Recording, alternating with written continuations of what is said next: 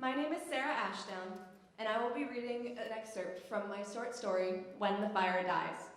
The story is set in a post-apocalyptic wasteland, and the excerpt details what is essentially the main conflict of the novel, as my two main characters, Lone and Kira, travel through an abandoned war zone that is saturated with a weapon of chemical warfare called Black Adam.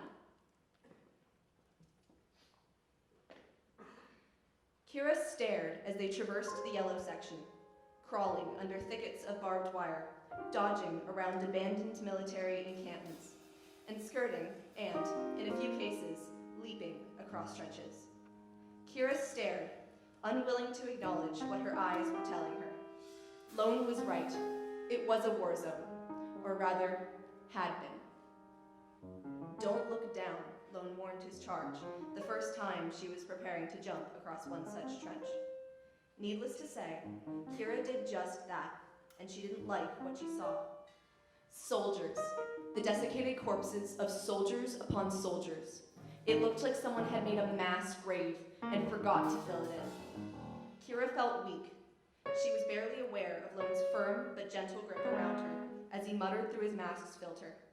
Didn't I tell you not to look down? You're supposed to be listening to me, princess. She tried to focus on her companion's voice, tried to force the residual images out of her head. Don't throw up. We wouldn't want you to drown on dry land, now would we? Lone commented dryly. Kira tried to picture the smirk she was sure was on his face. Glad she couldn't smell anything with her mask on as it was. And thank God she hadn't taken it off. She didn't look down after that. They were making good time, but Kira supposed it was only natural that something would eventually pierce the silence. She just didn't expect it to be a bullet. Get down! At almost the same time as the sound of the gunshot went off, Lone was knocking her down to the ground, and then down below the ground into a trench, though thankfully a relatively empty one. Stay here, she heard him growl through his mask as he pulled a rifle out of his pack. Bracing the gun against the top of the trench, he started shooting back at their attackers.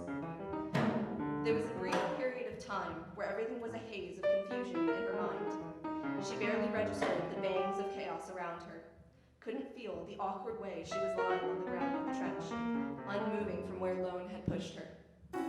She watched the dry dust, disturbed by their presence, float through the air as her eyes locked on to the one dead soldier in the trench. His once military green apparel now turned to dust gray, once sun-kissed skin now pale white bone. An eternity seemed to pass, or maybe just a second. Kira wasn't sure. Until a sound, three ways between a curse, a yelp, and a hiss, escaped from Lone's mouth, shocking her out of her stupor. He'd been hit. We're clear, he told her, gritting his teeth. The bastard's dead, but he got me in the shoulder. Damn. Lone started to climb out of the ditch. You're going to have to remove the bullet. There's biofilm in my pack. A spasm went through his body, and he collapsed to the ground, rifle spilling out of his grasp. Kira climbed out of the trench after him, a wordless cry of alarm licking out of her mouth. Crap, Lone muttered. Damn it. Kira reached down to pick him up, on the verge of panic. What's wrong? Adam, Lone muttered shortly from where he lay. Another spasm racked his body. Gunshot. Open wound. His face behind his mask twisted into a snarl of pain.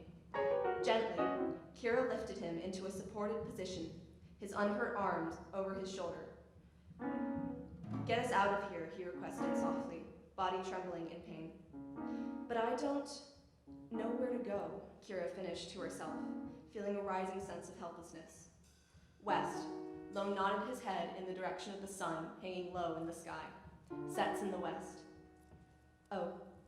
The word dropped from her mouth before Kira registered she'd made a sound.